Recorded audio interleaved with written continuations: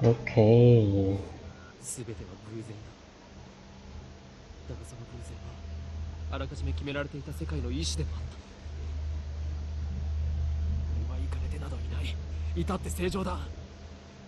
ここでは真実を語っているんであって、断じて中二病の妄想なんかじゃない。きっかけはほんの些細なことだとしても、それが未来の大きな流れを決定づけてしまうこともある。バタフライ効果という言葉を知っているか。知らないなら調べるのだ。それぐらいの慎重さが求められているのだということを理解し。Hello, I just started. 俺は慎重じゃなかった。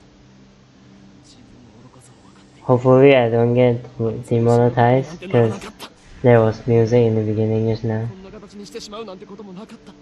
There's subtitle. 分かるはずがないだろう。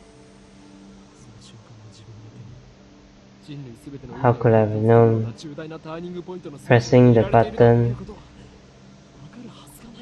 I would decide the fate of all mankind? Think about it. 99% が遮断されている。人は自分で思っている以上に愚鈍な生き物なんだよ。Cool. 何気ないことなど気にも留めないし、知覚したとしてもすぐに忘れる。 We don't realize everything. Even if we see something, we can forget it. うかつなことをするなと。 I want to tell me back then, don't do anything careless. Don't do anything rash. Don't pretend you didn't see that. Oh wow, what's this?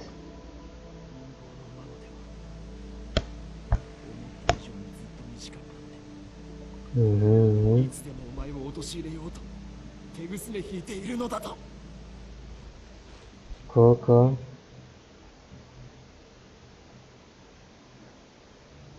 宇宙に始まりはあるが終わりは無限。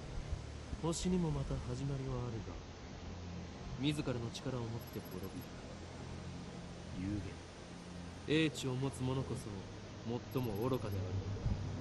歴史からも読み取れ、海に生ける魚は陸の世界を知る。 What's all these quotes? それもまた滅びる。人間が光の速さを超えるの。魚たちが陸で生活を始めるよりも滑稽。これは抗える者たちに対する神からの最後通告となる。 Wow. Interesting. Lots of quotes. So we are not supposed to do something that we are not supposed to do. You can just say that. But okay. Alright, what's this? Hey, what are you mumbling about? Oh. No sound. Baking in the summer sun. Sweating.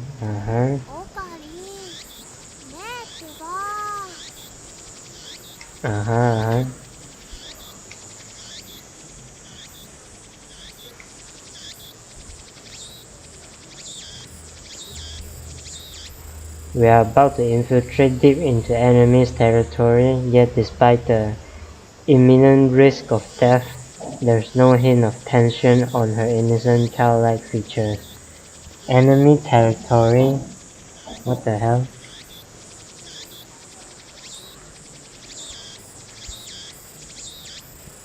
Powerful mouthpiece.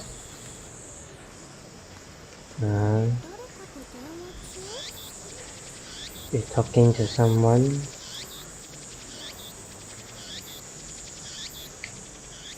I'm talking to someone, but no sound. いや、こちらの話だ。問題ない。これより会場に潜入する。 Infiltrate the assembly hall. No reply. Dangerous to talk here. たっぷりとその考えについて聞かせてもらうつもりさ。何？機関が動き出しているだと。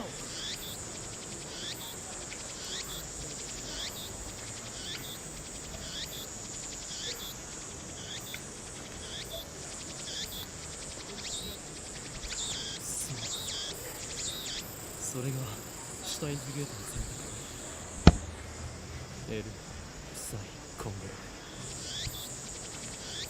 What? Elfside Congo? What's that? You turn down the volume on this thing a bit. There's no option for me, so I'm gonna use the computer to turn it down. Alright. Okay, I finished the call. Steins, some know it as fate, to others it's the will of God. Okay. The hell does that mean?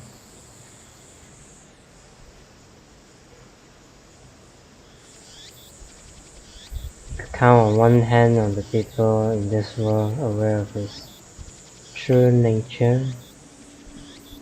Okay, begin the infiltration.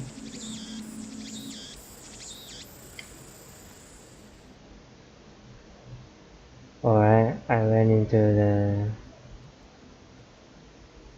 enemy territory. This looks like a manga store.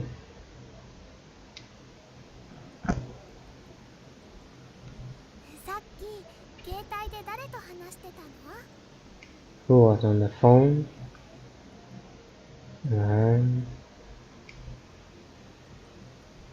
I'm tired, but the girl is not. Okay. Each story building would be so tall. True, true. I feel you.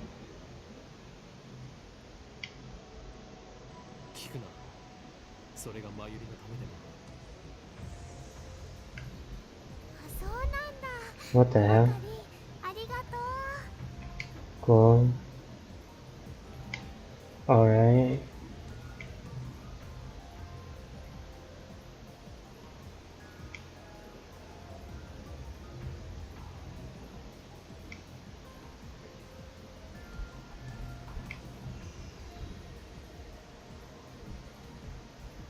I used to hope that Mayuri might become the key to the Stein gates, but now I've reconsidered. Comes the key to Stein gate, okay? I don't want that terrible fate for her. She should live a normal life. Okay, what is Stein gate? I still don't get it. Fate of human, whatever. Will of God, whatever. Oh, okay, oh, this is the base time, what, enemy territory. Dr. Nakabachi's time machine press conference. Okay.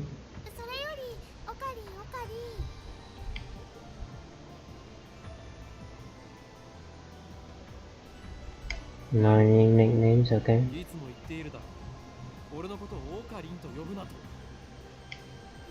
Don't call me Okarin, but you've always called me that.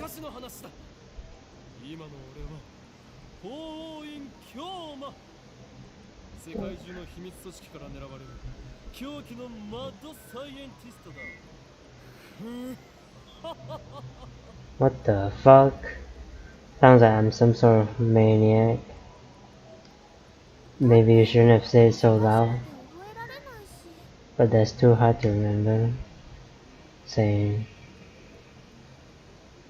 In any case, Hoin Kyoma is my true name, okay? Got it. Hoin Kyoma.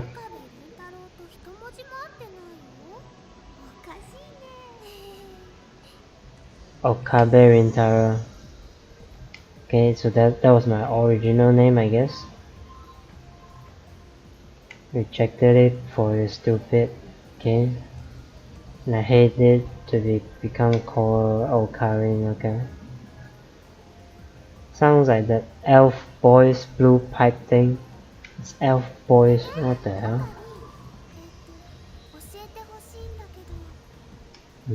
Ask me something. Oh, so she called me Okarin again, great.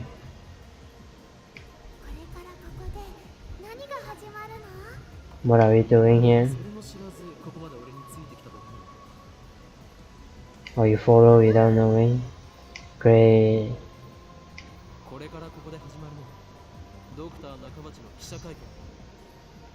Okay, we are here for the conference. Time machine conference apparently. Okay.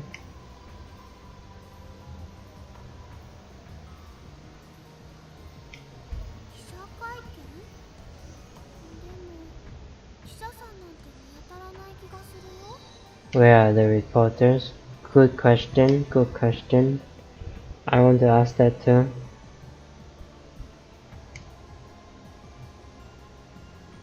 Ten of us? I don't see any other person, man. Maybe you should draw on it.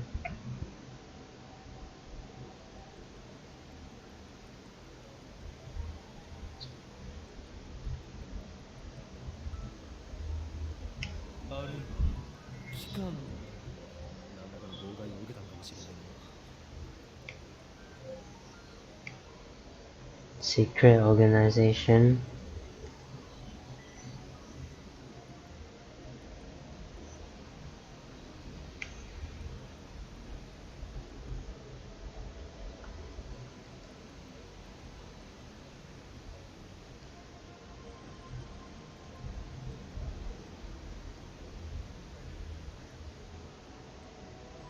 For this press conference suggests other motive at work. Our enemy will miss this chance, okay? I don't want to be in this, okay? I'm interested.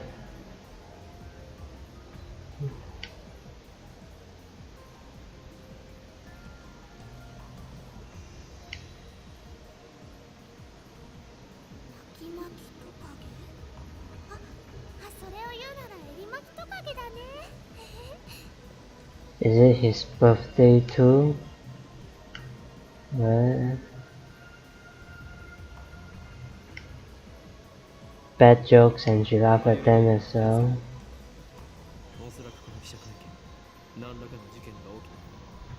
I suspect this won't be a normal conference. And then I got interrupted. I didn't even finish my sentence. Are we under attack? Are they trying to fry our brains with electromagnetic waves? Seriously? Oh my god, what happened? Dust falls from the ceiling as the floor shakes. We are definitely under attack. It's coming from above, but we are on the top floor. All that's above is the roof. There could be a helicopter, right? An earthquake? Is it magnitude 2? What does magnitude mean again? Really? Are you worrying about that now?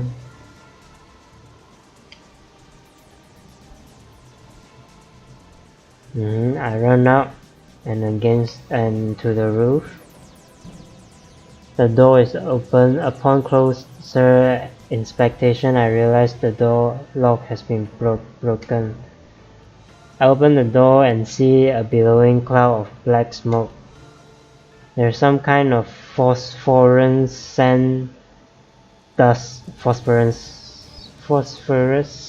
whatever, sparkling in the air. Okay. An explosion? Can't believe it. Was there really an explosion? My heart is racing.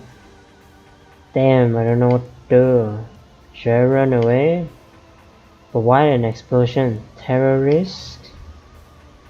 No, that doesn't fit.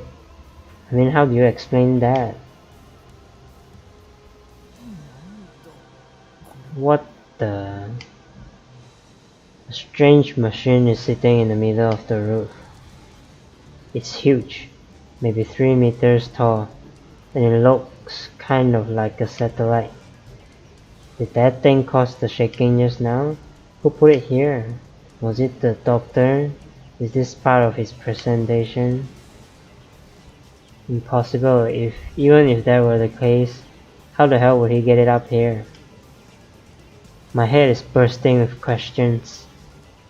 As I search for the courage to approach the machine, a throng of reporters and building staff burst onto the rooftop. They look just as confused as I am. Just stay back, everybody. And then a woman, who I assume is a staff member, appears to wave us back.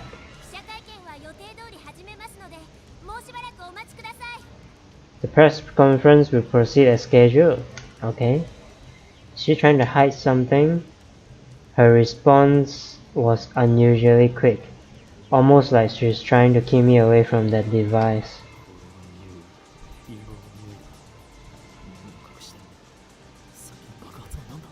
Conspiracy, cover up, what are they hiding? What was that explosion? I want to know, but I shouldn't risk getting any closer. I turn and leave. Alright. But not because I'm scared or anything like that. Sure. Staff members lead us all back to the 8th floor. Mayuri is nowhere to be seen. She's not in the event hall either. I find her on the 7th floor. I thought, shouldn't you stay for the conference? What? Several capsule toy machines are lined up next to a plate reading Birthplace of Japanese PC. Alright. She's gazing upon them with a wistful look. What's wistful? I breathe a sigh of relief, then take out my phone. It's me, I have a bad feeling about this, man. Something is happening, and I have no idea what it is. Yeah, I know. Don't worry, I won't do anything to jeopardize the mission. El Sai Congru. Still don't understand what that means. Oh, it's like a keyword, okay. After I speak the words and hang up, I'm able to wipe the sweat off my forehead. My sweat is cold. Half of me hopes that something will happen, the other half fears the same thing. I put away my phone and look back at Mayuri. She's still staring at those capsule toys. She doesn't seem to be worried about the explosion at all. I can't decide if she's level-headed or just A-headed. Cool. What are you doing, Mayuri? Anone. I really want... What? An Upa? What's the Upa? Just as I thought. What's a Upa? Oh, it's like... toys stuff. The sign says Lionel Kakeru 3D character doll series. Sure. Lionel Kakeru is a popular anime series with its own card game spin-off Lionel Access Battles. They even hold international tournaments. Cool. Upa is the series' mascot character. It resembles an elliptical egg with limbs sticking out, like some kind of deformed dog. A weird way to put it, but okay. It's what they call an ugly cute character. Cool. High school girls find this creature adorable for some reason. Last year, an ugly frog character was the rage. Its name escapes me though. The ugly frog character is probably... Keroro. Yeah, probably need to avoid copyright or something, I guess. Then go for it. I can't guarantee you'll get the Upa. Mayuri gave me a troubled smile.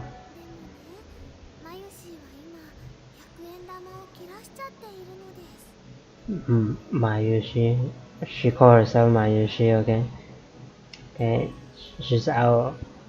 Mayushi is what Mayuri calls herself sometimes, okay? Okay, so she's out of 100 yen coin. According to her, is supposed to have a star and a star at the end. So it's Mayushi star. Okay, great. But who really cares? Cool. So can I borrow 100 yen, please? She holds her hand out with a look like a begging puppy. Looked like she was planning this from the very beginning. Yeah, probably. But at least she didn't say gimme.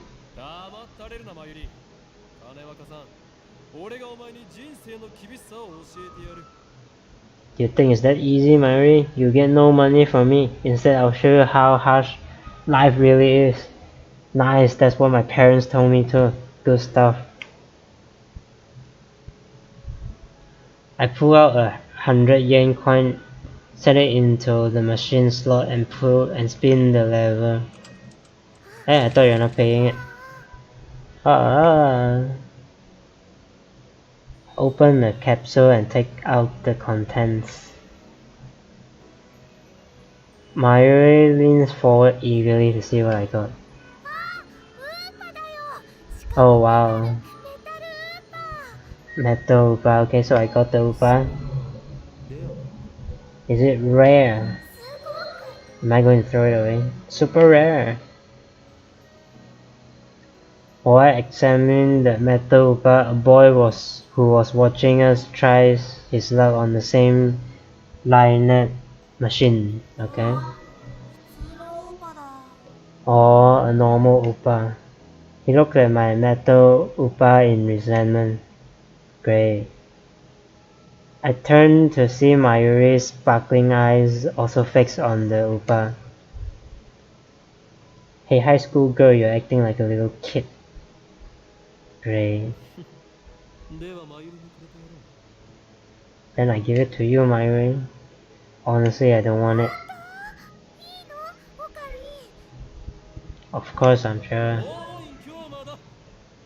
Her name is Hoin Kyoma. She calls me Okarin again. Great. Bruh. Is she doing it on purpose? Cool.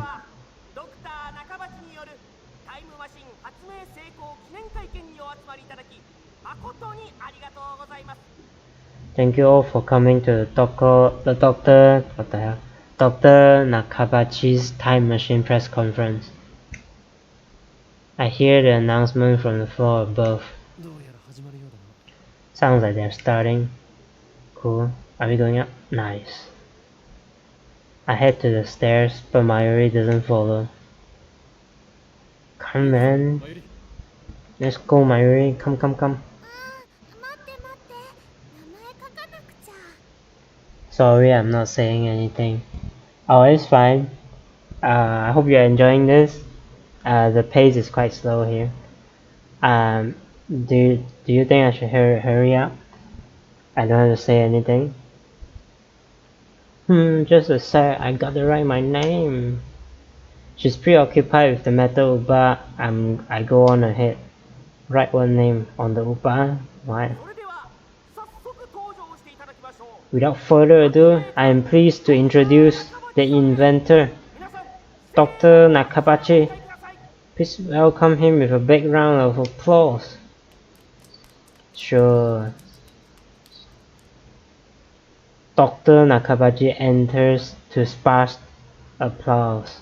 Okay, like it triggers the clapping again. He walks up to the podium. He's already wearing a frown for some reason. I can feel his irritation from here. Alright. I am Dr. Nakabachi. Thank you all for coming. Nakabachi takes the microphone and begins to speak, his voice brimming with confidence.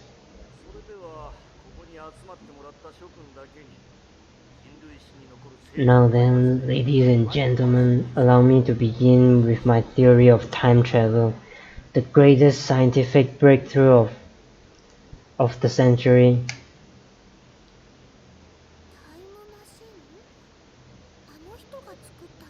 Did he really build a time machine? Maybe. Mari appears after writing her name on the metal upa. She's a bit late in more ways than one, but what did she think a time machine presentation would be about? True. I guess she is a bit airheaded, I guess. I take another look around the room. There are about 20 people now, including us, but still no media present to speak of. I thought you said there was reporters storming to the roof just now. That's a bit weird.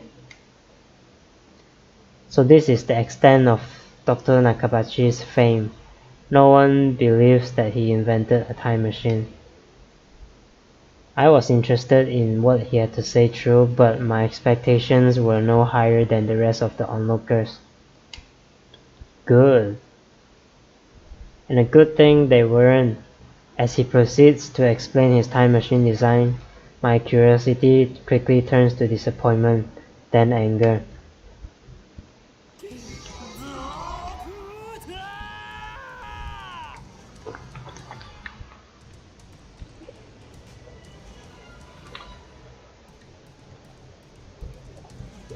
Doctor! My raw silences Nakabachi and draws the eyes of every person in the room. Do you take us for fools? Who the hell are you?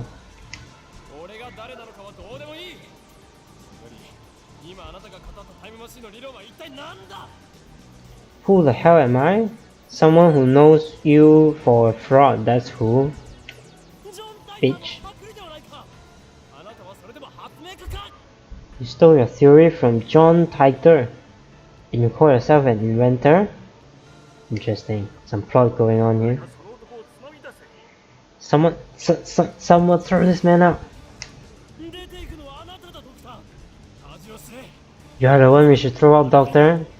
Have you no shame? You have no right to call yourself an inventor. Shut your mouth, you little pest. Cool. Just then someone grabbed my arm from behind. Quite convinced it's an official here to throw me out. I turn around to glare him down. Unhand me, you. Oh? Ugh. It's a girl about my age. Her intense stares seems to challenge me. I take a step back. Her face looks somehow familiar. Where have I seen her before? Ugh. We haven't met, but I know her face. It's Makise Kurisu. Okay.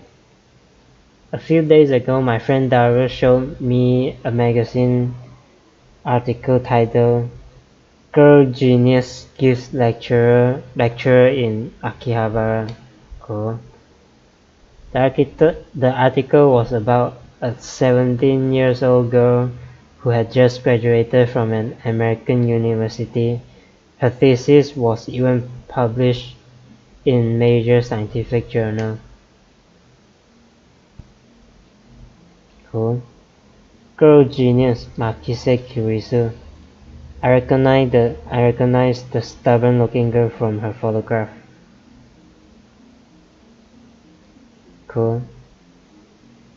Each man's making to data is possible. It's making each man's memory data.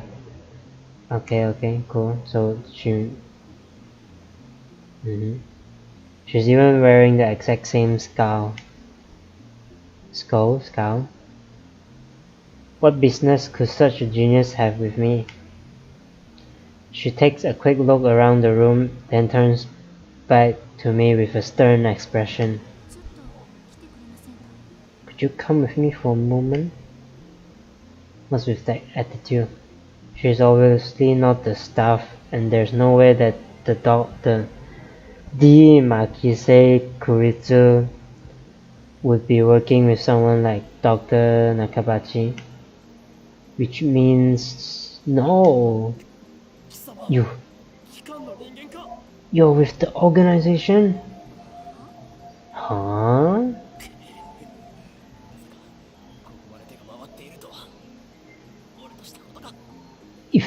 If their tendril have gotten this far, then I've made a great mistake.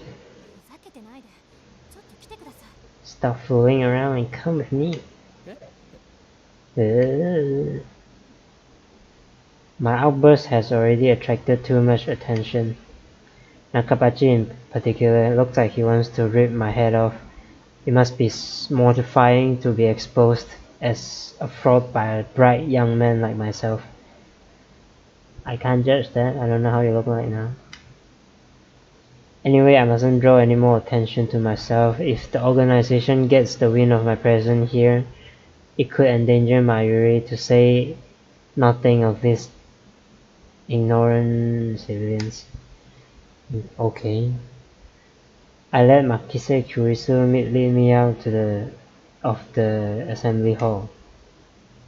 Cool.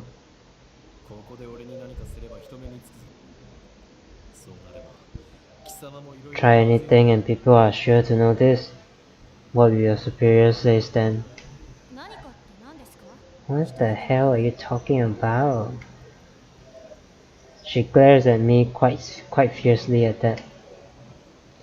Attractive though she may be, there's no innocence in her eyes. A beautiful agent, unmatched in cruelty. Sure. My heart beats in acceleration from the danger. Looks like the chaos really does get my blood pumping. You look like a weird guy, man. I just need to ask you something. What makes you think I'll answer? I know how the organization operates. What's with this organization stuff? Instead of answering, I take my phone out and put it into my ear. It's me. I've been caught by an organization agent. Yes, it's Makise Kurisu. She's a dangerous one. No, it's fine. I will find a way to... Sounds weird, man. Kurisu suddenly snatches the phone from my hand. Great. What skill? I didn't have time to react. Pretty sure she's not the person you're describing, man. What are you doing? Ori? Your phone's off? What the hell? Am I like some sort of... like... you know, some person who ran off from the mental institute or something? That's what's sounding like so far. That's fucking weird, man. Oh, your phone is off.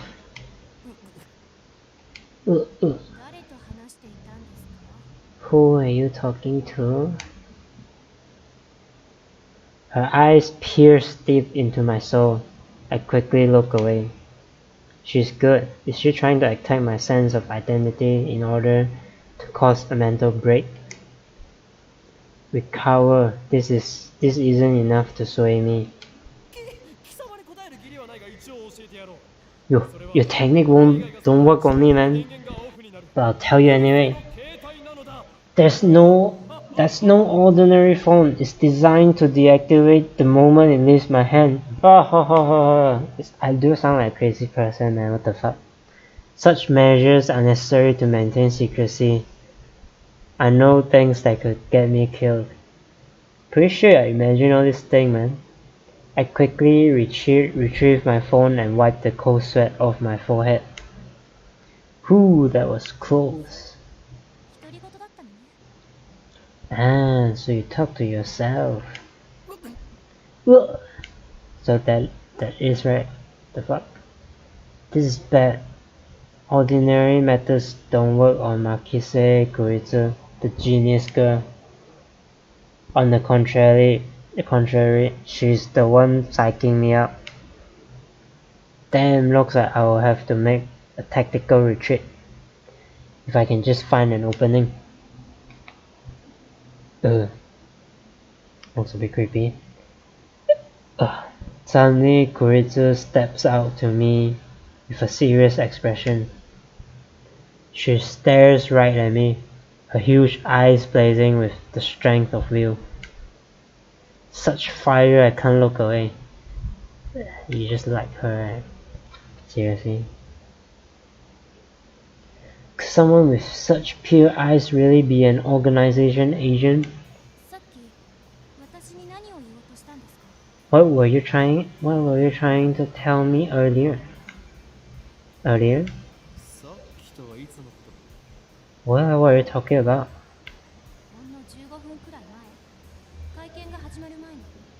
About 15 minutes ago, before the conference started. What the hell? Nonsense, this is the first time we've met. Great, interesting. I was with Mayuri and that Upa toy 15 minutes ago. Where's the plot thickens? You were trying to tell me something, right? You looked really upset. Is this a trap? It does seem like one of the organization's dirty tricks. But would this girl do something that underhanded? You look like you were going to start crying any second. Why? Have we met before? She seems sincere. Ooh, interesting. That makes her even more suspicious. That's right, don't let her beauty fool you. She's a cold, calculating secret agent. If I show the slightest vulnerability, then I'm done for. And how do you know my name? My knowledge has no limits. I am a mad scientist after all. Sure. Genius girl, our next meeting shall be as enemies. The hell? That sounds like a weird man. Huh?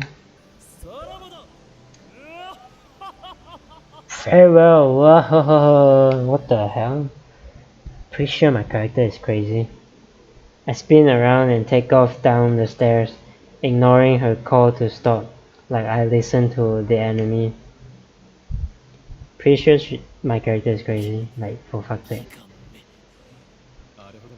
The organization. They must be serious if they're sending in agents like her. I run all the way down to 4th floor to check behind me. Once I'm convinced Makise Kurisu is not telling me, I sigh while rubbing my temples.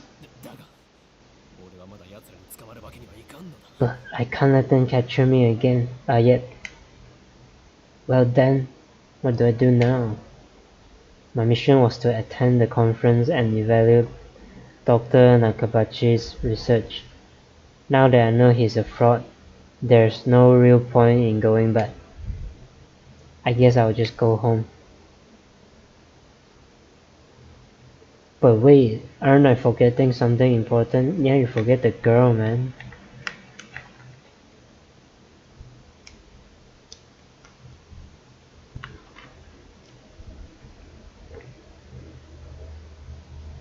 Let's see now, what is it?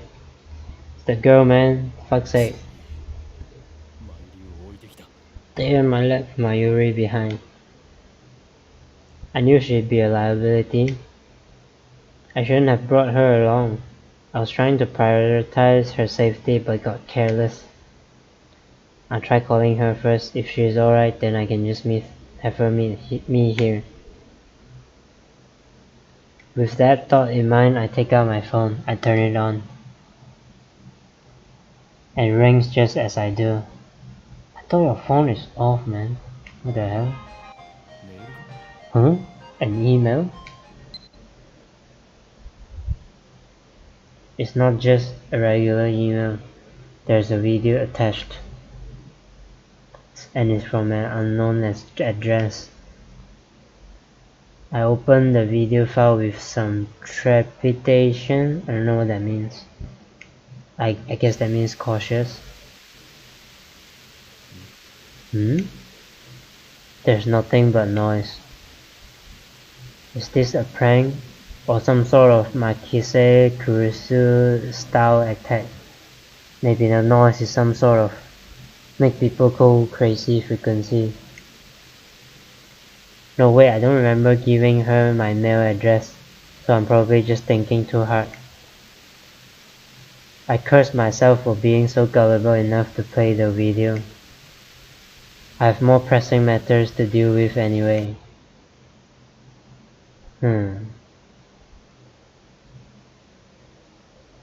Some plot going on here. I stopped the video and called Mayuri's phone for my address book. なぜ出ない Damn it, Mayuri, why won't you pick up? Looks like I'll have to go back to the assembly hall. But things will get messy if I bump heads with Makise Kurisu again. Wait, don't tell me. Did that femme fatale, the hell does that mean? Did that girl kidnap Mayuri? Honore! Is that how the organization operates? Leaving without Mayuri isn't an option. Call me overprotective, but she's like a little sister to me, and there's a very real danger she might be wander off somewhere the moment I let her out of my sight. Mayuri has always been like that. I never know if she will be there when I turn to look. In a sense, that's why I become Hoin Kyoma. Some weird name. I have to go back for her. The thought of climbing back up to the 8th floor is depressing, but I have no choice.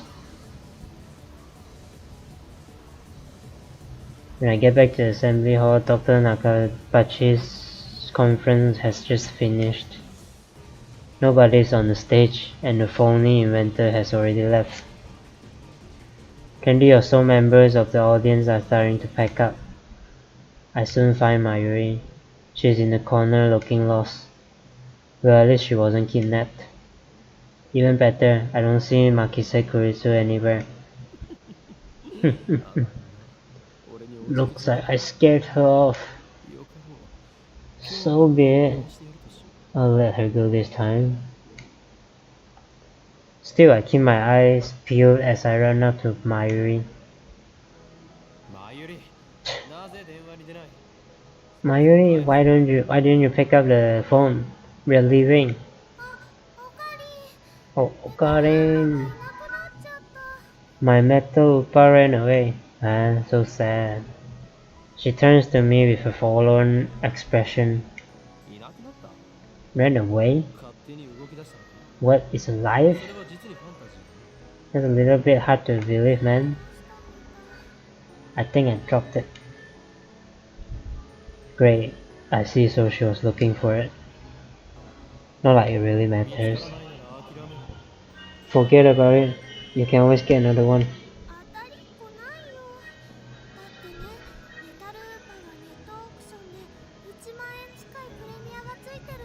No way, metal upa sells upward of 10,000 yens online, you know? Holy shit! Man, nani? Nandato? Why didn't you tell me it sooner, man? I wouldn't have given it to you. That toy was worth that much? Dang, Mayuri, where did you drop it, man? Come on, give it back to me. I don't know, that's why I'm looking. And even if we find it, you can't sell it, okay?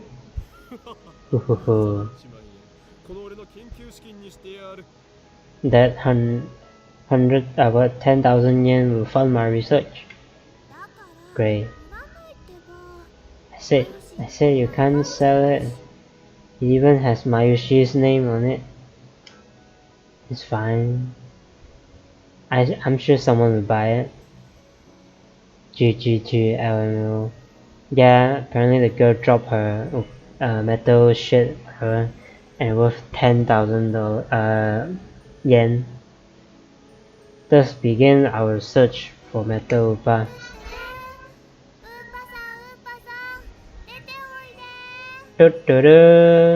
Upa, come out, wherever you are. You are playing a visual novel. Wonder if they have gameplay. I think not, because it's quite an old game.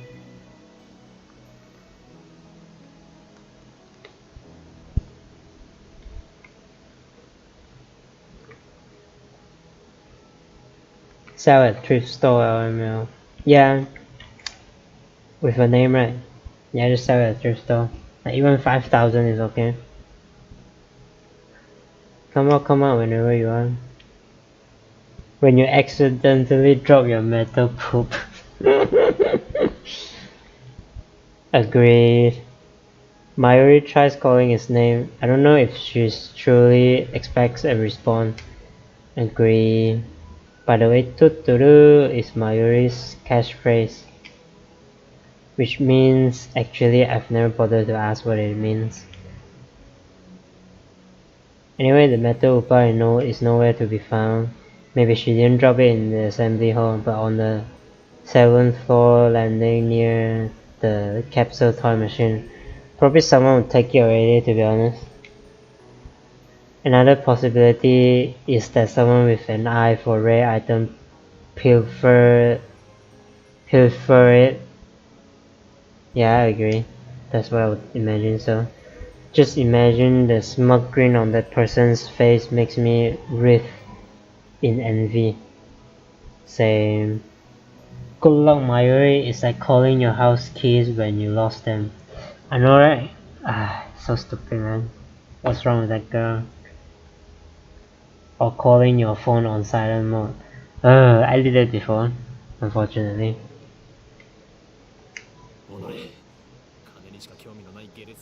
Honore. What kind of man steals a helpless girl's toy? Is there nothing in his heart but the lust for money? That's yourself, right? Bitch. Sounds like you, Okarin. I know, right? Wow, wasn't expecting that from Mayuri.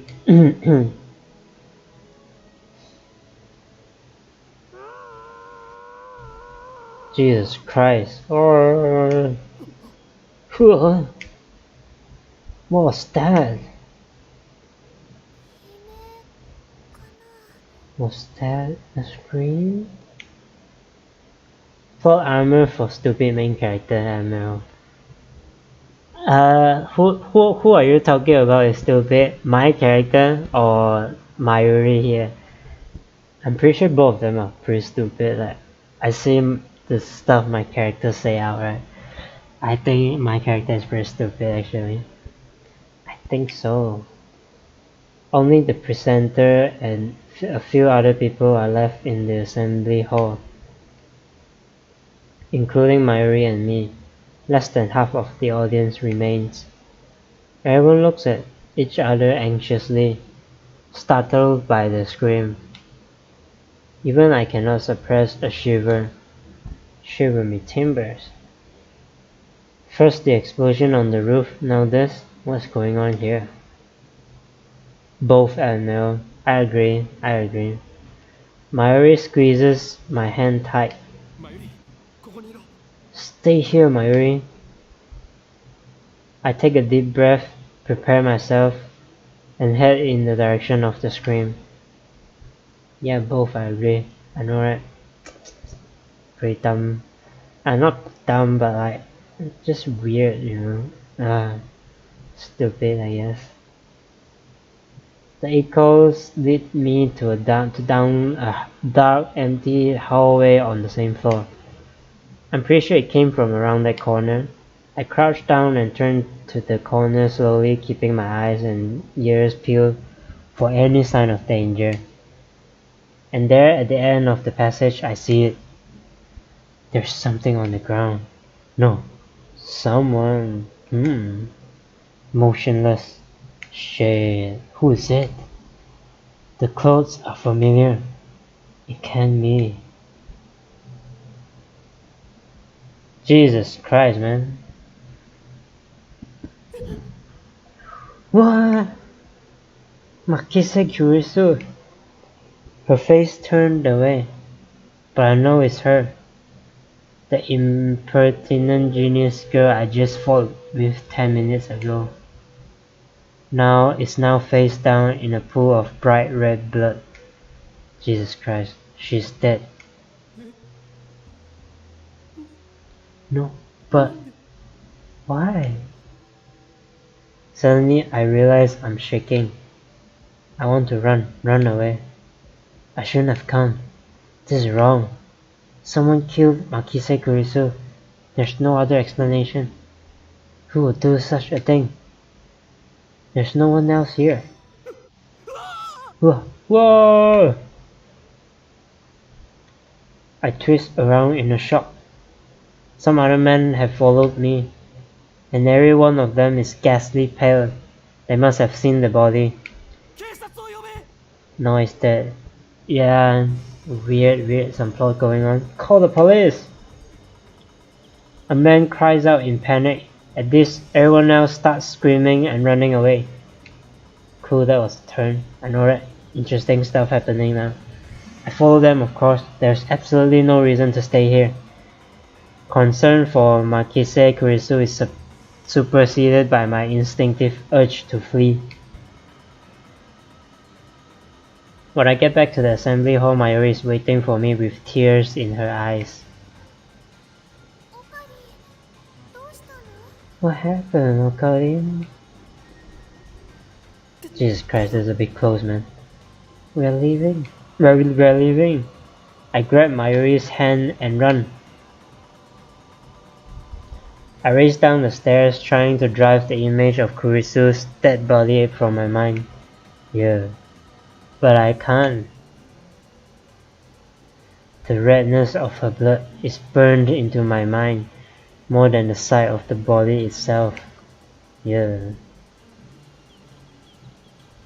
That was my first time seeing a dead body. Is this what it's like? When I realized that she was dead, I felt chilling terror in the surge of nausea. But that was all that I felt. Fear and disgust. Shouldn't there be something more? I guess I just didn't know her that well.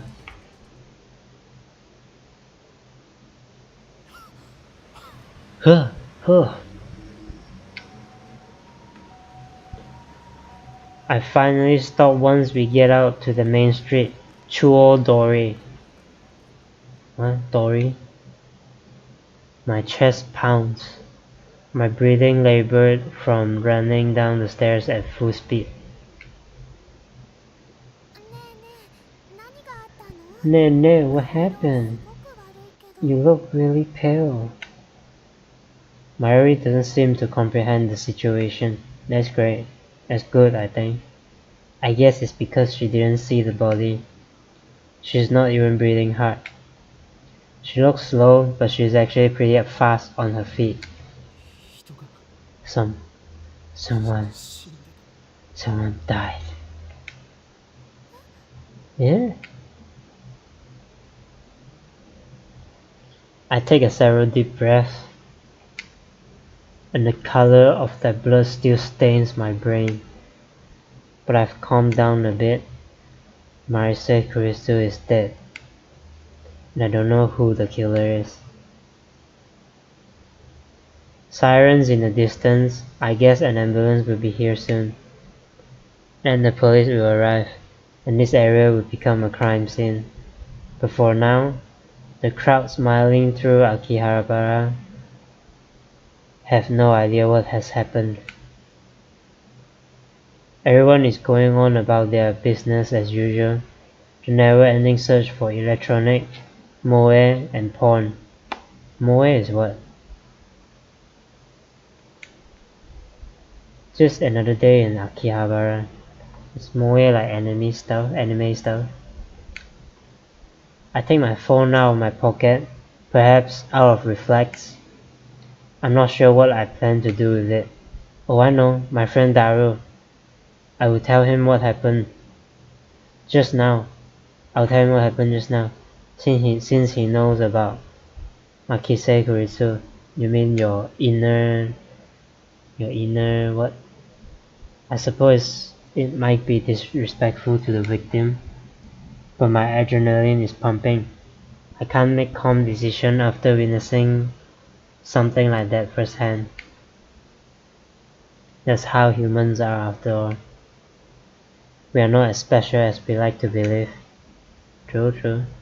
At the end of the day, we are nothing but dirty, slime-like flesh. True. I was so fester like semen left to rot in the womb. Bit weird analogy, but okay. That's how we humans are. While wallowing in a bit of angst, I think I pronounced it correctly, I began to type on my phone. Bilibala, trouble. Title trouble. Someone stabbed Makise Kurisu. Look bad. Hope she's okay. I don't think she's okay, right? You saw her dead, man. Don't know who. I don't know if she was stabbed, but that just seemed like the most logical explanation, given the amount of blood and the absence of a gunshot. Go. Maybe you just, like, made yourself look like the killer, On the other hand, I didn't write that she was dead, even though I'm pretty sure she was. I can't exactly explain why I didn't. If I had to say, I guess I felt like writing it down would set it in stone. Interesting. It might make me feel guilty as well. The thought brings me a smirk to my face. It's not like I'm the one who killed her. Why should I feel guilty? I feel like you're the one that killed her, man. I think I see the plot, man. Maybe not just you now. I just saw someone's death up close, and only a few minutes later I'm smelling. Am I really that cruel and cold? Well, I'm a Finnish mad scientist, so it suits me. Sure. Edgelord.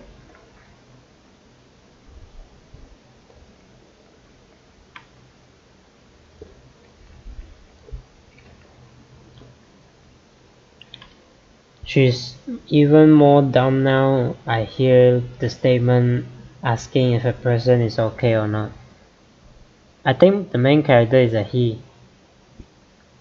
Anyway, I agree with that. But I think something else is going on here.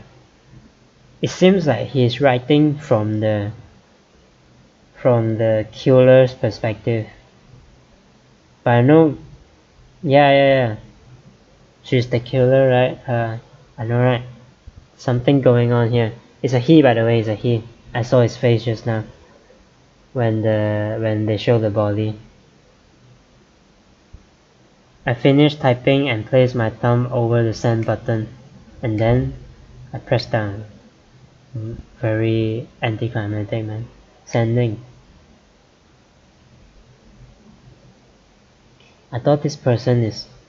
What the hell?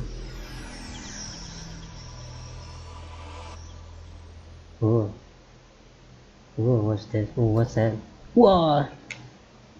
What was that? Wait, look around. Oh, they're gone. Summer break? It's noon. The busiest street in town.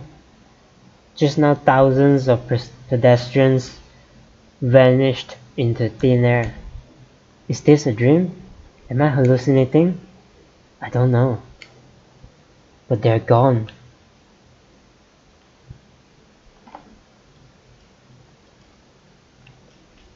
Cool. I saw them vanish with my own 2 eyes.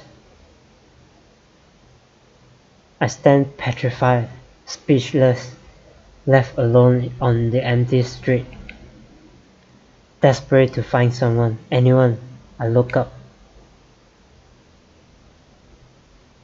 And there, at the top of Redikan, I know it's Redikan, but sticking out from the 8th floor event hall where we just were. Oh, this is the building. Jesus Christ. It's a crashed satellite. Cool. Some plot. Oh, now we get an anime opening. Nice. Please don't ban me, YouTube. I have to talk, I guess, to, you know, prevent anything, cover the void, cover the sound, whatever, blah blah blah blah blah. There's something what people can fight, whatever. Steins gate, yeah man, yeah. See, this is my main character. It's a guy. He has beard and all that. I don't know who is this. Cool stuff. This is the girl just now. Didn't die. Died. This is the one didn't die. Cool. And then another girl we haven't seen yet. Great. Please don't ban me, YouTube. And then whatever, blah. Oh, character, great. More character. Cool. I lower the sound, should be okay now.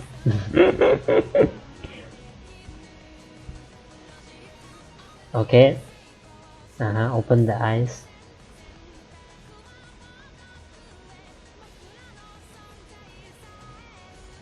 Cool. I actually appreciate the anime opening. It's very anime-like, but you know, it's dangerous for YouTube. I think I wouldn't want to infringe any copyright.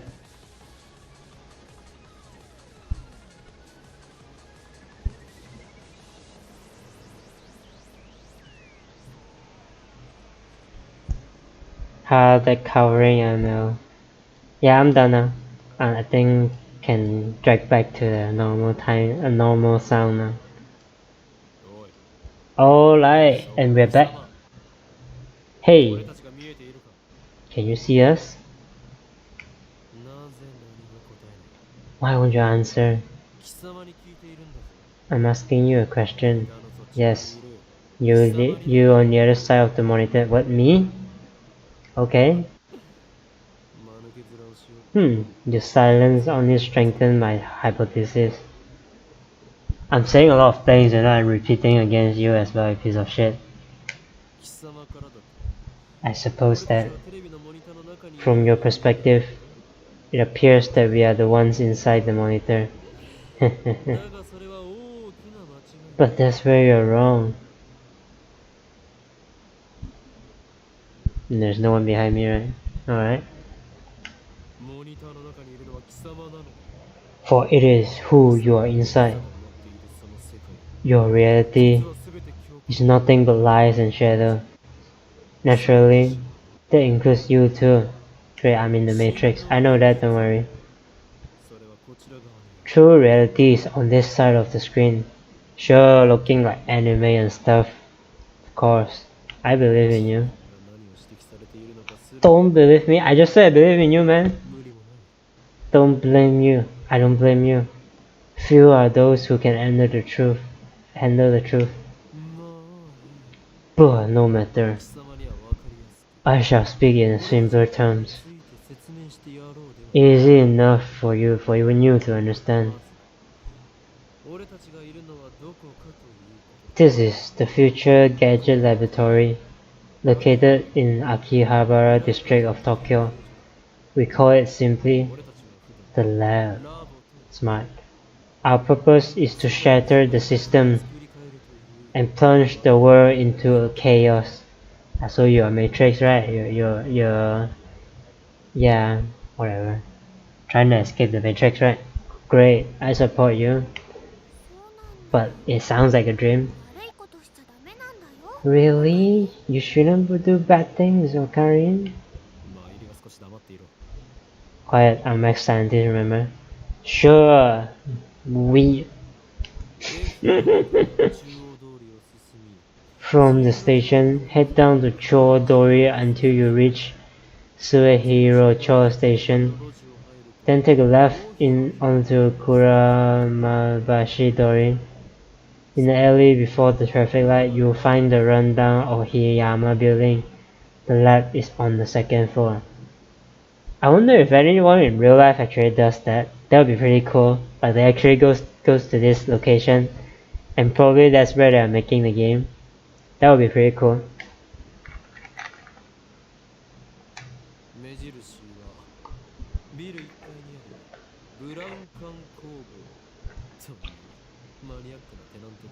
On the first floor is a store of ill repute called Brun Tube Workshop. You can't miss that.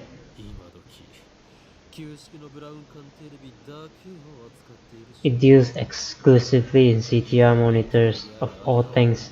Can you imagine? Even in the heart of Akihabara's electric town, the demand for CRTs is practically non-existent.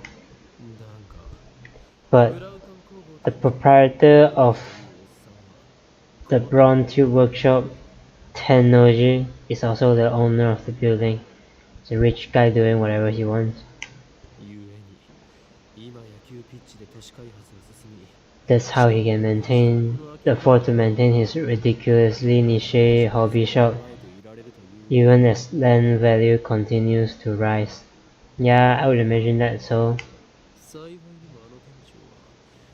He may seem a rough sort, but he was no match for my charisma. Now the entire second floor is mine for next to nothing. Whoa. Sure. Maybe he's your dad or something. I digress. The Future Gadget Laboratory is currently experiencing a severe shortage of manpower.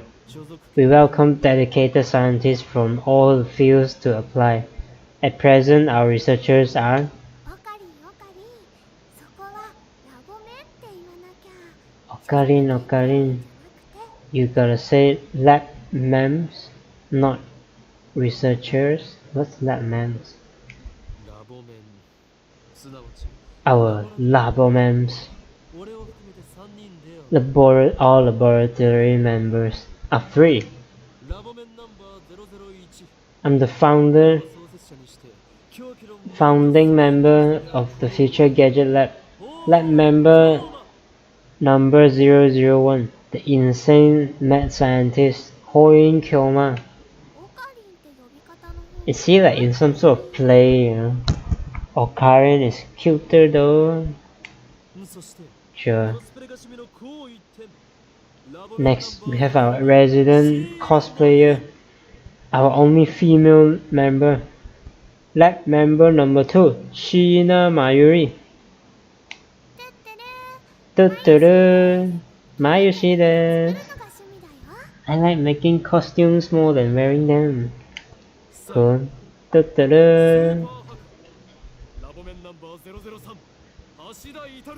And last, we have our resident super hacker man, laboratory member number 3, Hashida Itaru. Stop calling me man. It's super hacker, not hacker. Duh.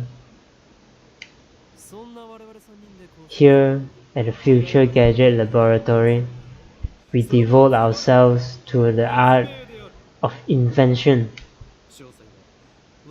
For details, see our lab's homepage. I thought you were doing the Matrix thing. What invention are you talking about?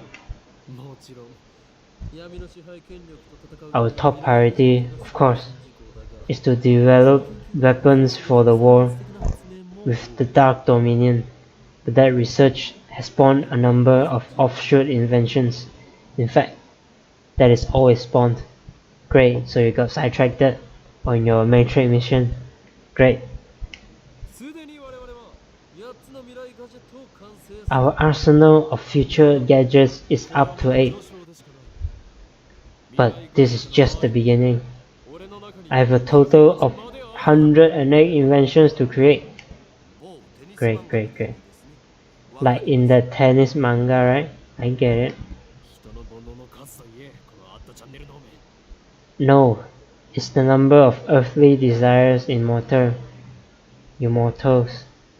You ad channel junkie. I don't get that. Is it like... Oh, is it like a beep channel thing? Maybe it's a Japanese thing. I thought I told you not to interrupt me when I'm talking. Yeah, I wouldn't want to interrupt you talking to yourself, bitch. I'm not talking to myself. Can't you see? I'm talking to the person behind the monitor. Yeah, I know. I know you. We are connected, man. I'm hearing you out. Ah. He just grinned. What, did you see me? I did grin. Cool stuff. What are you grinding about? You don't even exist outside that monitor. Pretty sure I do, unfortunately, so... You know, you're welcome to take my role here. Just say don't look at me. Just say don't look at me. What? I said don't look at me. You said don't look at me. What? I don't think that's gonna work. I said it. It appears our attempts to communicate have failed. It's sad to see someone so deeply in denial of their reality. I don't. I'm connected. I'm listening to you, man. It appears that you're not hearing my replies.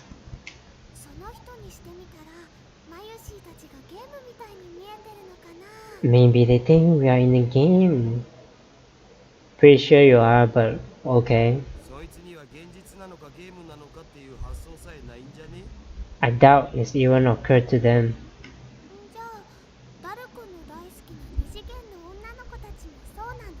But aren't your 2D girlfriends in the same way? Haha, shame on you. I have a 3D girlfriend. A real one in my reality. Sucks, right? Sucks to be you. Mine is better.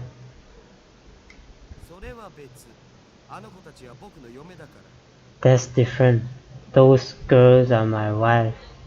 Oh, you're talking to him. So you're... We get it. Nobody cares about your harem. Same. But Mayushi touched upon a very interesting theme. You know? What if we are just characters in a game? Anyway, we can't know for sure. Why did you write we can? I think that's a typo. We can't know for sure. Anyway, we can know for... Oh, shit, he's asking it. Anyway, we can know for sure? Yeah, there's no way. There's no way I can tell too. Interesting, right? Tallest cute 3D waifu. No, it's my reality waifu. So it's not 3D, not 2D, not imagined. It's very real. No. Come on. Yeah, there's no way for you to know. Such questions are meaningless. Our time is better spent thinking of ways to destroy the system. Yeah, not do any of those sidetrack things you're talking about, man. For fuck's sake. Nice Chunibyo, bro. Chunibyo is like, it's like weep, so weep. I'm kinda too, don't worry. I got you, my man. I stepped back from the monitor. Wow. Display on the screen is the ugly cute character Alpaca Man. That's pretty funny character.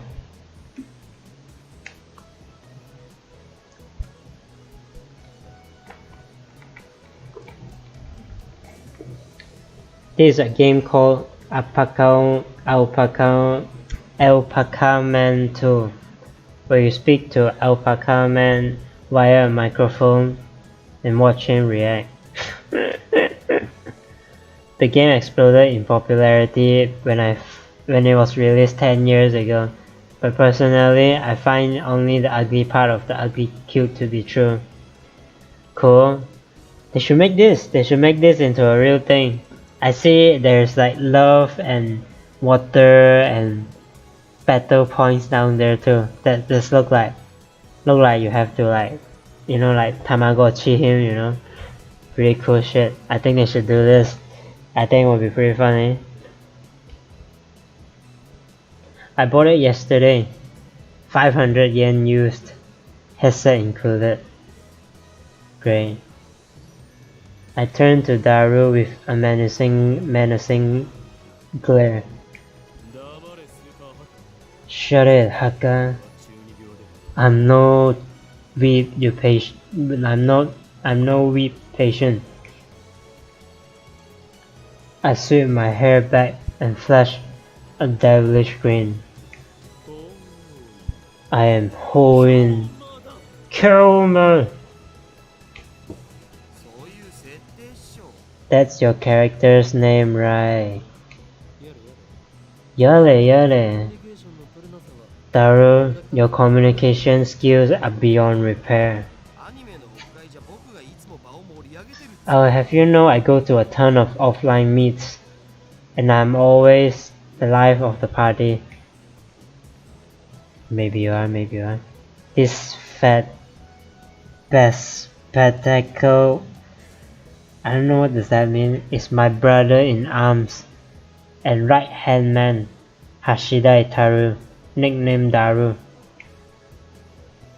He's a hardcore otaku. You can always find him in front of a computer, playing games and watching anime.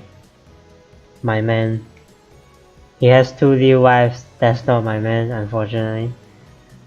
He has 2D wives on whom he cheats with 3D mates. I don't agree with his preference, but to him anything is fine as long as moe. Okay, I don't agree with that, unfortunately. He's the reliable and skilled partner who brings my ideas to fruition. Despite his insistence on that software is his forte, he shows remarkable aptitude with hardware as well. Oh, the needle bit my finger. Poor girl. Over here, nursing a pricked finger, we have Shina Mayuri, a 16-year-old high school student, if you can believe it. I've known her since we were both small. She's also an otaku, nowhere near Daru's level though. Yeah. This ditzy girl is in charge of the lab's official costume division for women, and today she's working on costumes at her usual leisurely pace. Why does the future gadget laboratory need costumes for women? It doesn't. The truth is that Mayuri is completely useless. Still, there's no way I could ever kick her out. After all, she was the first one to join the future gadget laboratory. So you guys just rented a place and then do all this crap. Imagining crap. I still remember the day Mayuri first came to the lab. It was spring. She said to me,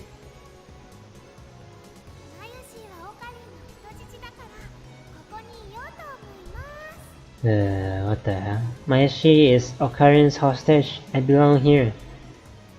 Sounds weird, man. I don't know how to feel about that. Well, that certainly was cryptic. I agree, but her offer was my salvation, for she was the first to join me on my magnificent quest. She saved me from a solitary life on the run from the organization. I will never forget her kindness. Mayuri doesn't have to be useful. Her being here is nice enough. So did Alpaca Man say anything? Nope, nothing.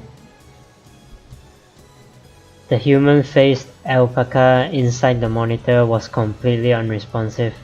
So unresponsive you'd think the game was bugged. That's so sad. It's fine. I hope they make a good one. Whatever, I give up. Never again will I play this boring game. Damn antisocial alpaca. Says you. I curse his name and smack the TV. As soon as I do, the TV makes a sound like it's shorted, and then the screen goes blank. Great, broke your shit. I changed the channel. Nothing. Check the power cable. Nothing. Whack it again. Nothing. I guess it's broken. Damn! This crummy TV is on lease from the Braun Tube workshop downstairs. Great. It's probably just as old. You made Mr. Alpaca angry. Damn. I'll have to get it repaired later. I turned off the TV and lie down on the couch. I'm fed up with the humidity of Japanese summers. I stare at a conspicuous stain on the ceiling while fanning myself. Same. I close my eyes. And what naturally comes to mind is that impossible scene I saw an hour ago. They are gone. As I left Redikan, everyone vanished before my eyes. I can't explain it. But it wasn't just the people on the street. The people in stores, gone. In the restaurants, gone. Even the cars vanished. Drivers and all. I saw some lorry there. And it all happened in the blink of an eye. Suddenly an empty city spread before me. I could still hear the music from the stores. But those catchy melodies were the only sound of life remaining. Heat was rising from the asphalt in waves, but I felt only a cold chill down my spine. I stood there, breathless, until... What's wrong? Mayuri's voice brought me back to reality. Cool. Mayuri hadn't disappeared. She was right there, looking at me with questioning eyes. Everyone disappeared just now, right? Oh. You saw it too, right? Just now, before our very eyes.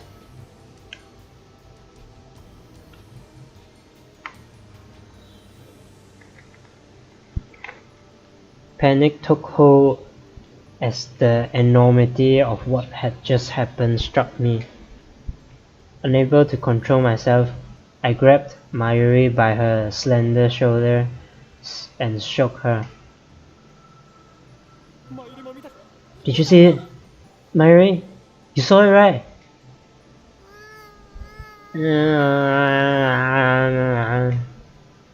Mayuri's head flopped back and forth from my shaking. I didn't see it. You didn't? Bruh. Look at that, pixels. I stopped shaking her and looking straight into her eyes. She returned my gaze with eyes clear as glass marbles. You saw nothing? Nothing at all? There were people here a second ago, weren't there? There were... Even the store employees are gone. That's impossible by any measure. Of course they are. Her reply didn't make any sense. It was like this when we got here. Oh, I know. You're seeing things, aren't you? I'm sure it's because of the heat.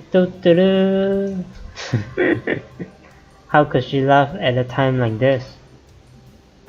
I always thought she was a bit strange, but maybe her brain is actually broken. Great. I realized that she couldn't help me. With nowhere else to turn, I looked up at the bright blue sky. There wasn't a cloud in sight. The scorching summer sun shone bright through the gaps between Akiba's buildings. Naturally, my eyes drifted to the top floor of Radikan, where I had been just a moment before. The satellite. There was an enormous machine, like some kind of satellite, embedded in the roof of the building where not 5 minutes before I had found Makise Kurizu's body in a pool of blood. What happened to her? Just before everyone disappeared, I could have sworn I heard an ambulance siren.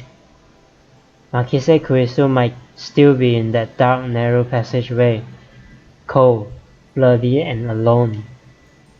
The thought disturbed me, but the question at the forefront of my mind was, what the hell is that satellite doing there? Right before Dr. Nakabachi's presentation, the building shook like a bomb and it had exploded. The roof door lock had been broken, and beyond it, someone had placed a satellite-like machine, shrouded in smoke and glowing dust. Yes, the same machine. When I first saw it, the satellite was on the roof, not in the roof. Yes. But that's not what I'm seeing now. What I was seeing now. This satellite had penetrated the top floor of the building, obliterating the roof where Dr. Nakabachi's press conference had been held. It must have fallen out of orbit without burning up in the atmosphere somehow. I knew it was crazy, but what other explanation could there be? The real question was, when did that happen? Mayuri, what about that satellite? Yeah, what a surprise, huh? What do you mean? What was the surprise? It made a huge kapow sound. A huge kapow? It certainly did make a sound, but I don't think it was kapow. I say it was more like zoom, zoom. Did that satellite fall out of the sky? Did it? Do you think the aliens were on board? Huh? Had I lost my mind? What I had seen didn't match at all with what Mayuri was saying. Suddenly nothing seemed real. Had I dreamt it all? Hey, you two. Just then an uniformed policeman ran up to us, his expression stern. What do you think you're doing here? This area is off limits. You have to leave. We are sorry. First, my good man, let's call you Officer A. I have one question. Officer A? Thousands of people just vanished. You saw it too, didn't you? What are you talking about? Get out of here! I was quickly losing confidence in my own memories.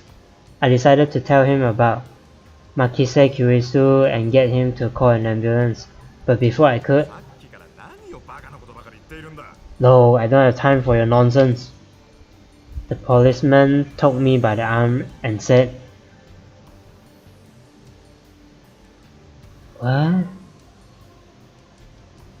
No one got stabbed at Radican.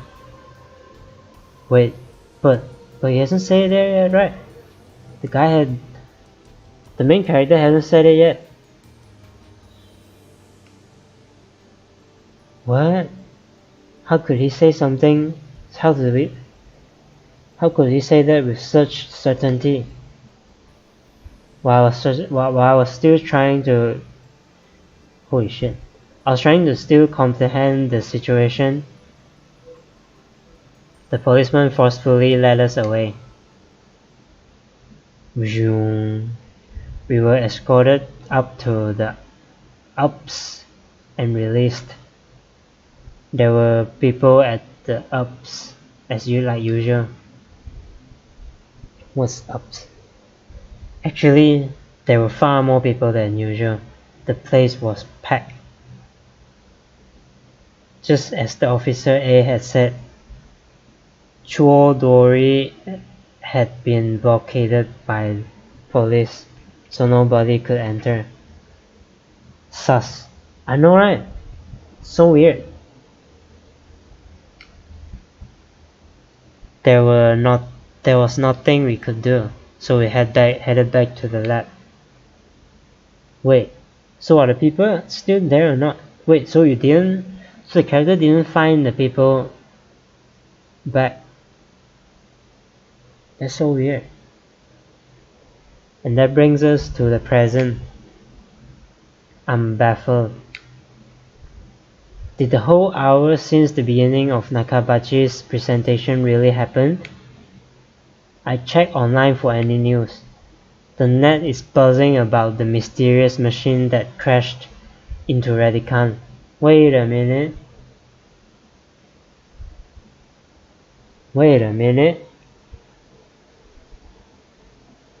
So they're still in this world now.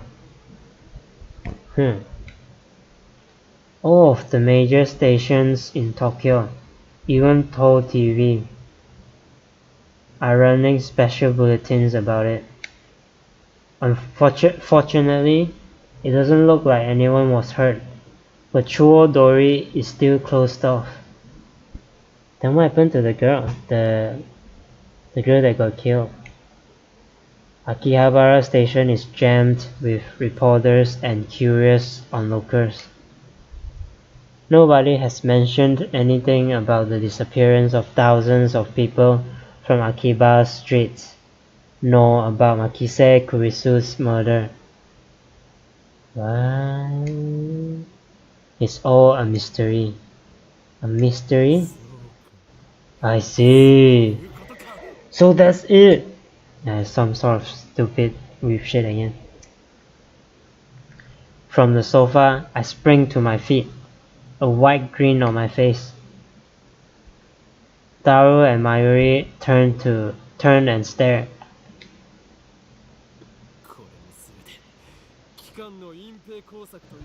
This is all an elaborate cover-up by the organization. Their influence has corrupted local law enforcement,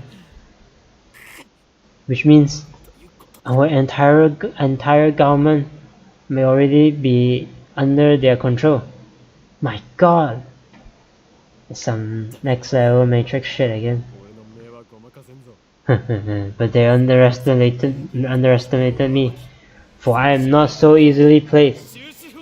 One day, I will expose their deeds and put an end to their reign. Having to come to a satisfactory conclusion, I take a celebratory bottle of Dr. P2P, my favorite soda, from the fridge. I like cola more though. The lab has no air conditioning. Ice cold drinks are essential. That's so sad. Summer though, god damn.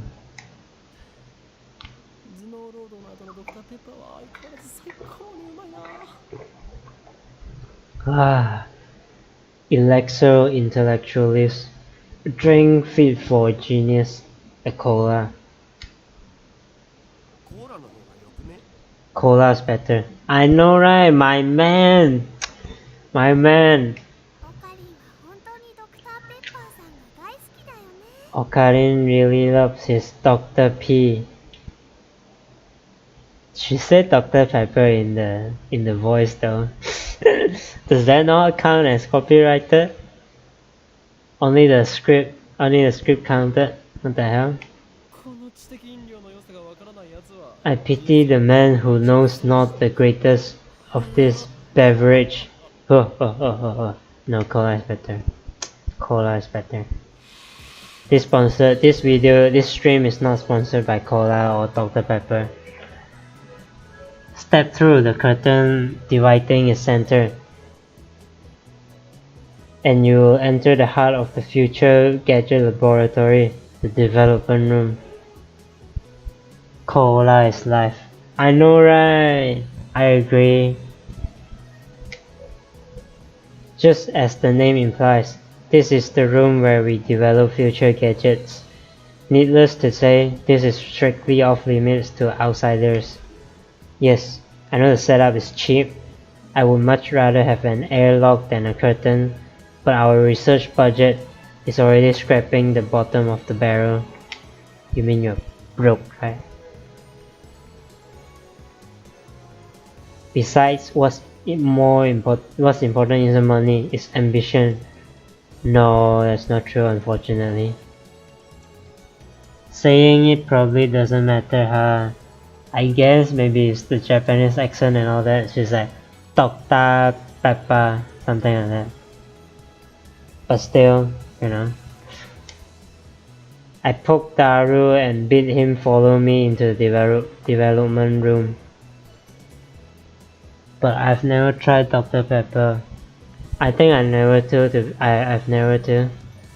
But I don't think it'll be better than cola, because I just like cola so much. All of the windows here are weather stripped with packing tape, so it's dim. Great. And hot, almost like a sauna. Great.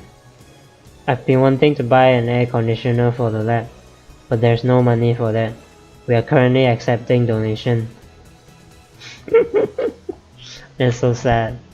Upon entering the development room, I picked up the lab coat that is lazily draped on the chair and put it on.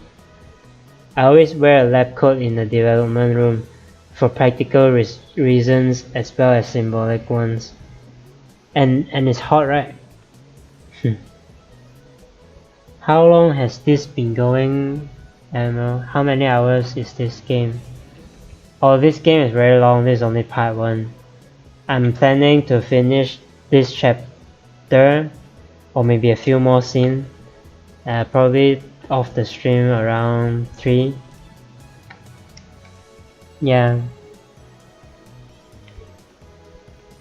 Daru, however, refused to wear his... Oh, I clicked the phone. Yeah. Can I click the phone? Oh, interesting. I can. Okay, wait, let me... I can change wallpaper. Okay, cool. Phone ringtone, okay.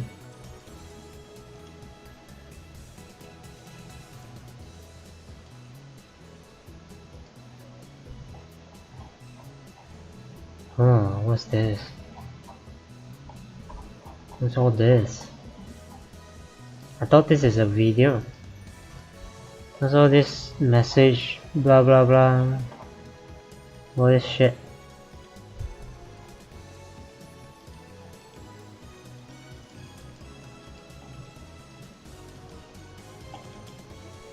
Outbox? Wait, but I sent an email to To Daru, right? Cool. I have work tomorrow. Scared can't wake up. Yeah, I will option. You can rewatch it tomorrow if you want.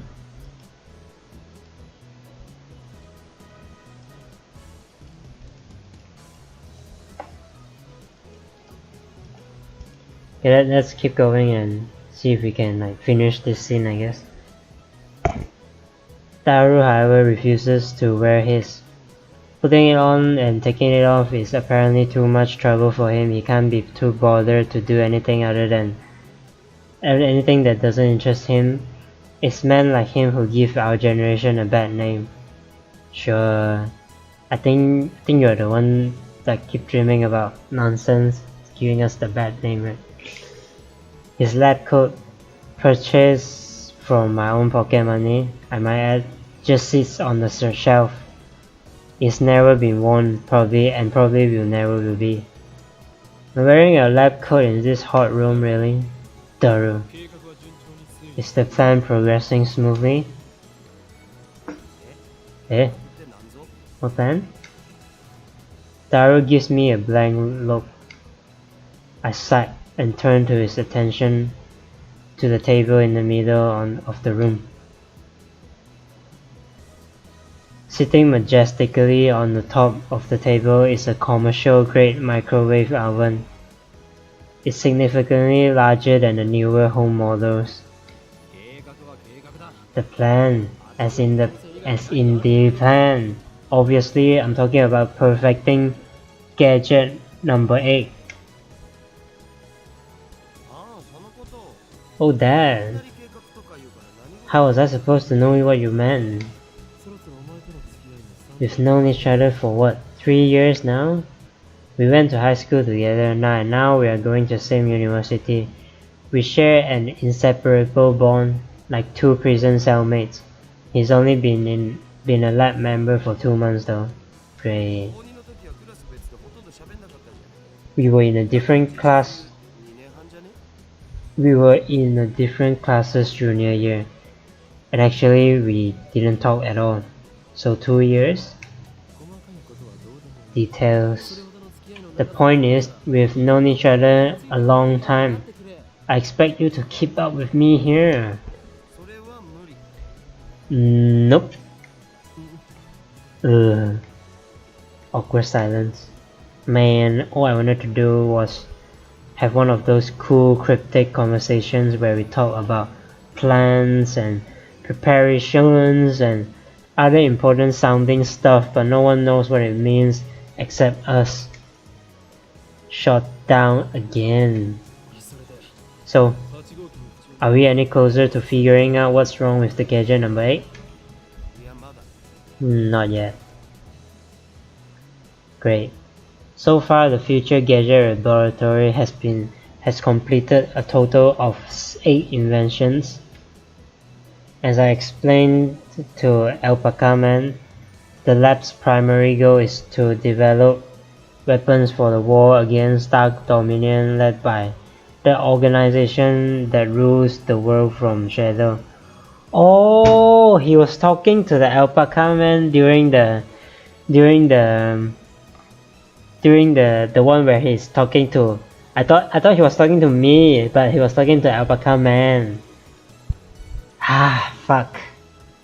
Alright. Got it. At present, we haven't completed any inventions of that sort. On the contrary, we haven't even figured out what we should make. Great. But along the way, we have managed to create some ingenious futurist gadgets as a byproduct of our research. It's a fundamental truth of science that great inventions are often created by accident. In other words, serendipity. Alright. Allow me to introduce our glorious future gadgets. Gadget number 1, the beat particle gun.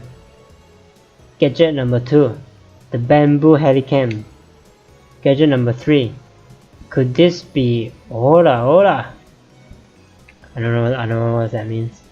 Gadget number 4, Mode Snake. Gadget number 5, once again I've made a worthless object by Goemon. Gadget number 6, Asylum Saber.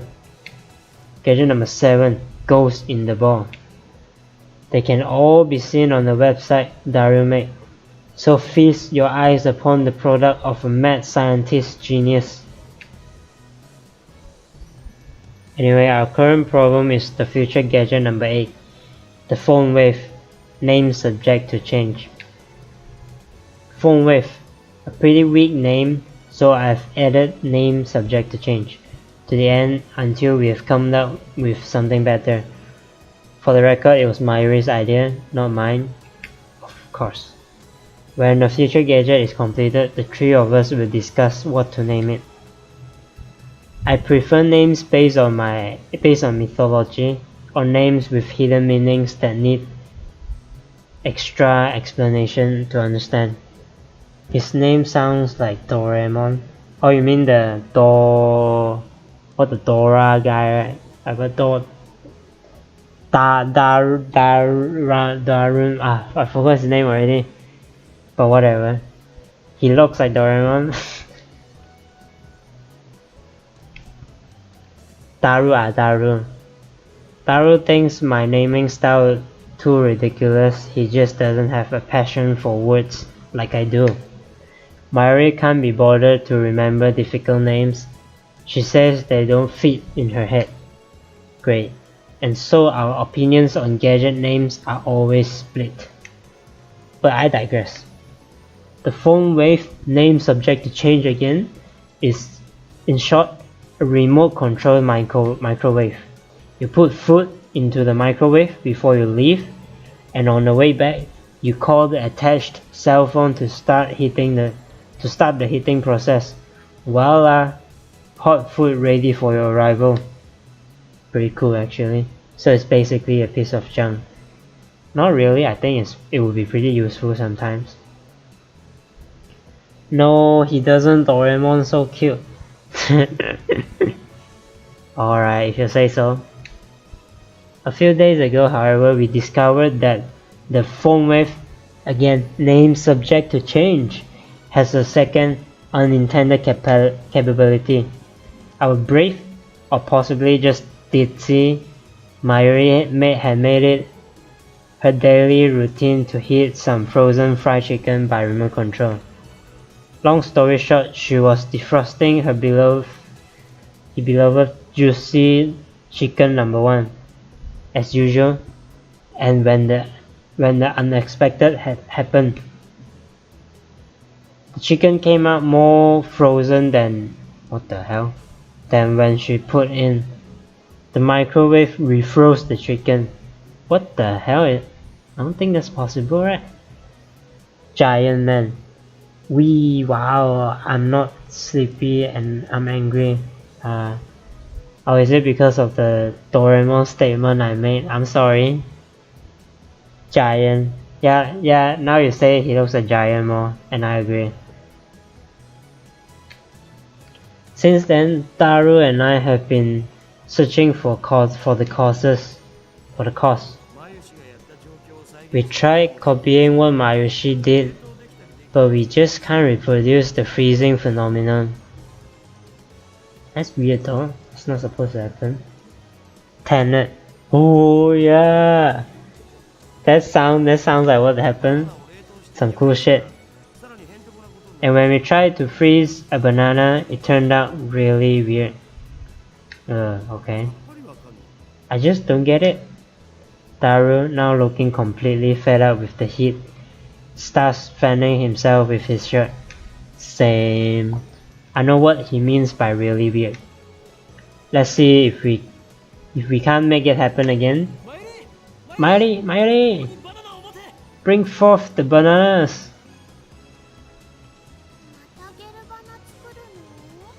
Are you gonna turn them into Jiao bananas again?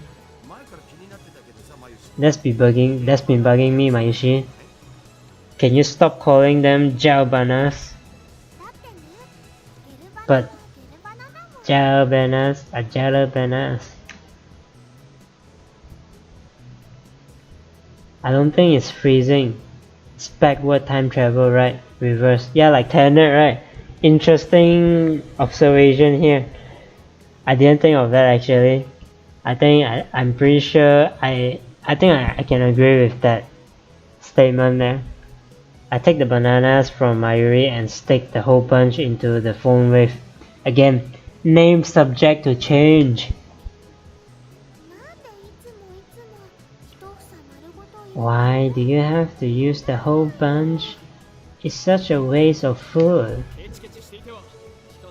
Your stinginess could cause us the battle with the organization. That's fine with me. Mayushi always buys the bananas. And now Mayushi can't eat a single one. Next time, we will only do one banana. But I already put the whole bunch in, so I know her hungry complaints. Great. Yeah, destroy someone's food. Great.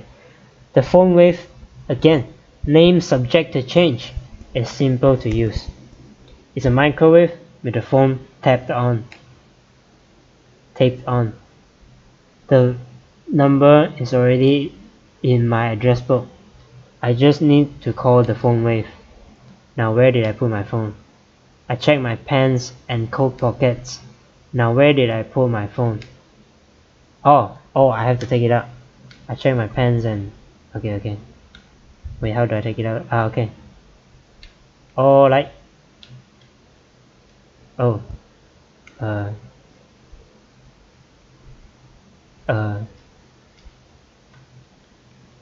Can't move my mouse. Really? Oh, okay. Alright. So I call phone wave. Call. There's some gameplay now. I'm connected. Voice only.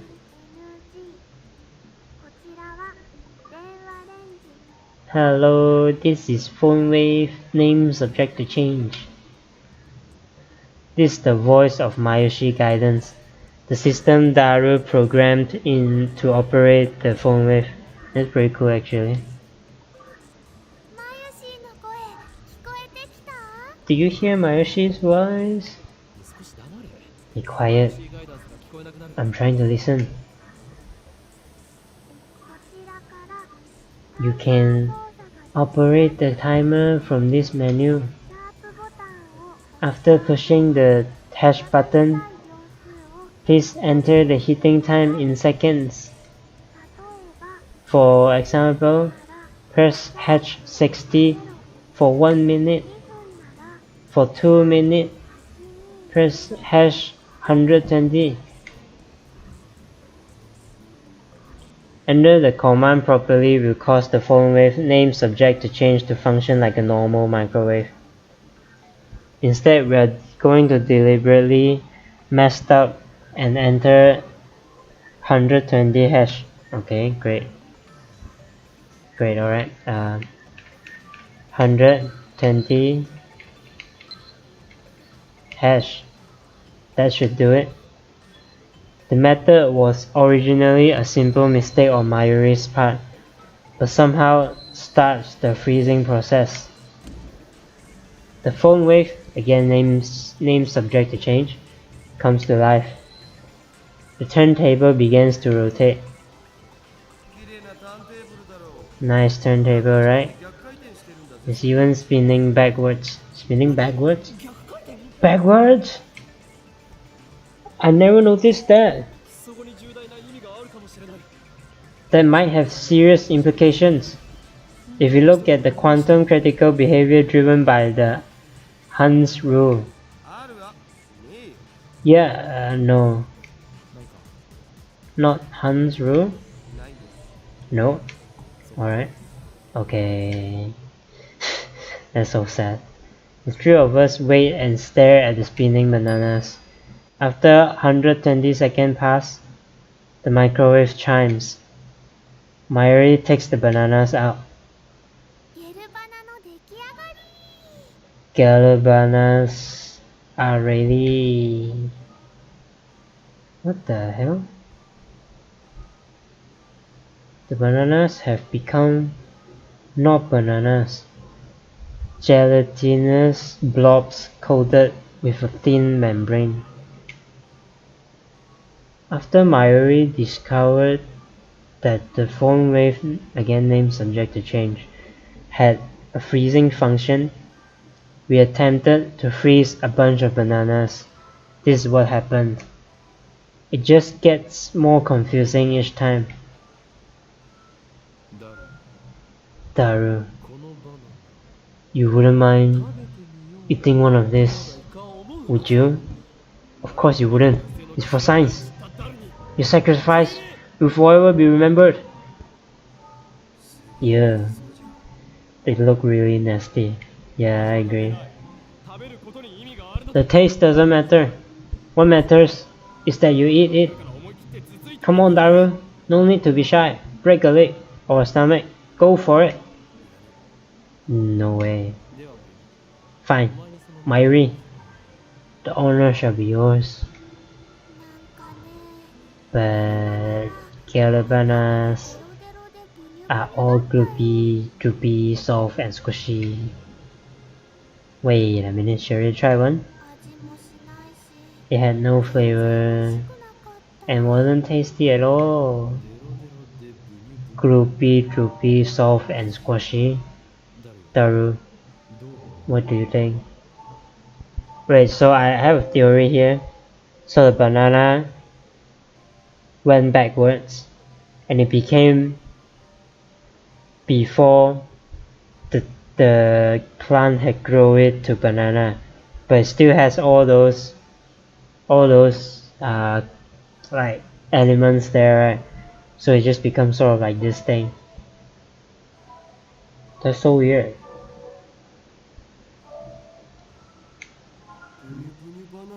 Soft and squishy bananas, huh? Soft and squishy bananas. Yeah. Yo, that's so gross. Mashi, say your banana is all soft and squishy for me.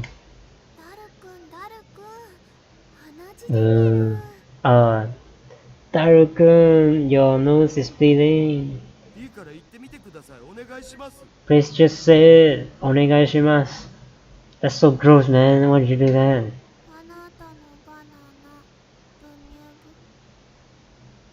Your banana is not soft and... Don't make her say that, you pervert. Oh my god.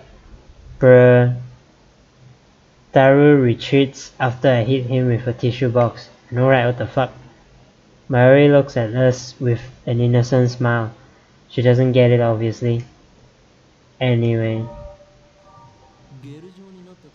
They are gelatinous. A semi-solid state of matter.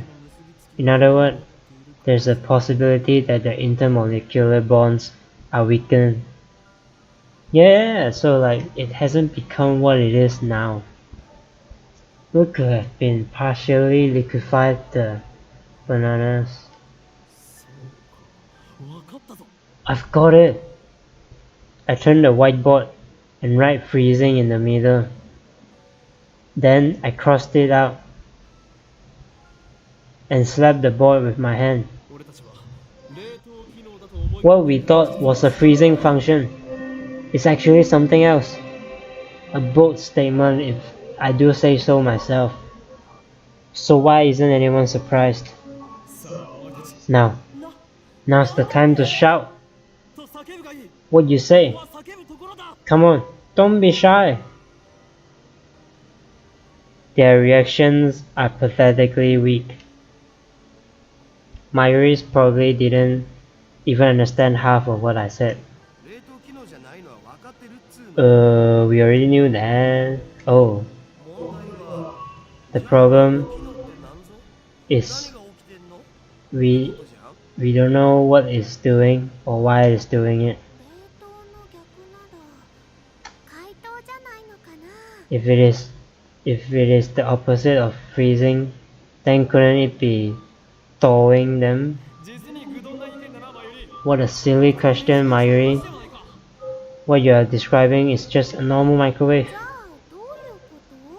Then what is it? We don't know.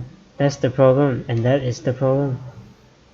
It's reversed, man. It's not freezing, or it's not about the heat. It's about the time being reversed. About the molecule being reversed.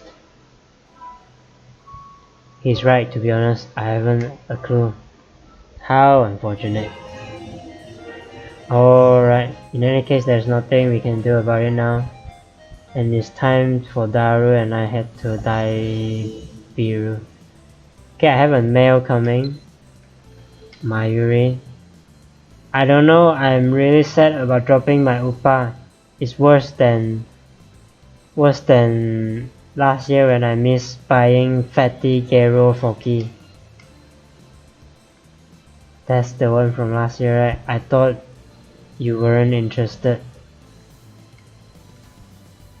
I feel your pain. That thing was worth a fortune. Our precious research funds.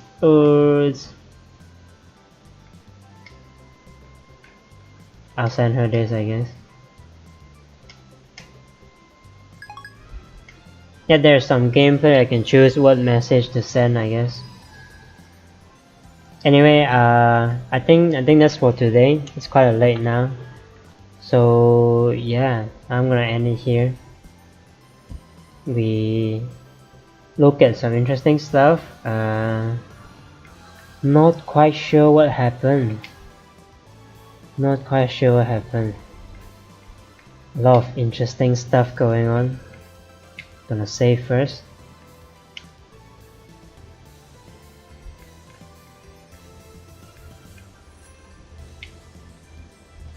Yeah, not quite sure what's going on. Like,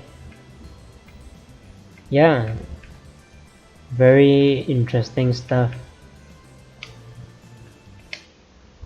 Yeah, so hopefully we get to, see what happens next. Yeah, so that's all for tonight then. So yeah, good night, and yeah, thanks for watching this with me, and good night.